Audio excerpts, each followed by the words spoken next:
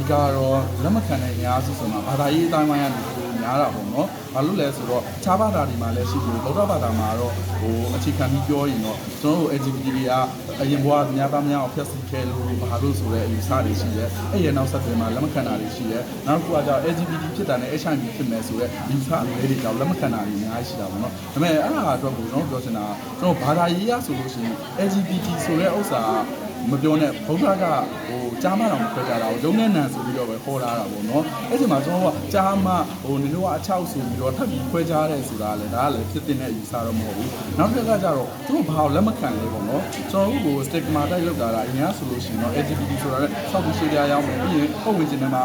ဘလဲပြီးရလောက်မယ်လူတွေအတွက်နောက်ဆက်ဖြစ်စေတယ်ဆိုတော့အဲ့ဒီအမြင်တွေကနေလက်မခံဘူးဆိုတော့ကျွန်တော် community မှာလည်းငါတို့ကဒီလိုလူတွေမဟုတ်ဘူးငါတို့က LGBT ဆိုပြီးနဲ့ငါတို့က gay လို့ပဲပြောအချောက်လို့ပဲပြောကိုယ့်အနေနဲ့ကိုနေနိုင်တယ်ကိုယ်စွမ်းဆောင်နေတဲ့ကိုနေနိုင်တယ်ဆိုတော့လူတွေဖြစ်နေတယ်ဆိုလို့ရှိရင်တော့အချိန်တိုင်းတာကိုကြောက်ရင်တော့သူတို့လက်ခံမှုကျွန်တော်စူးစမ်းလို့ရလာမယ်လို့ပြောနေတယ်ခင်ဗျာ